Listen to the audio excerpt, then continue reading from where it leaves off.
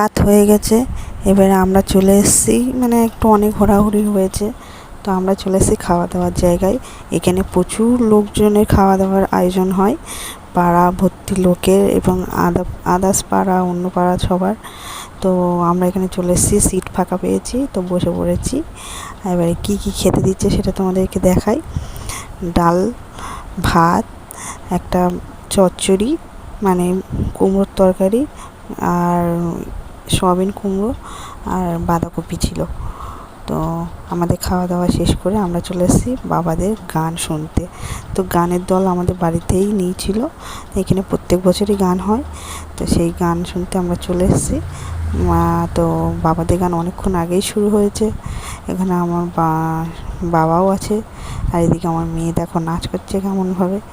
তো যাই হোক, তোমাদের পুরো গানটাই শোনাবো, সব কিছুই শুনবে তোমরা, দেখতে থাকো। রাত্রের বেলার পার্ট এবারে শুরু হচ্ছে, এখান থেকে দেখতে থাকো, ঠিক আছে?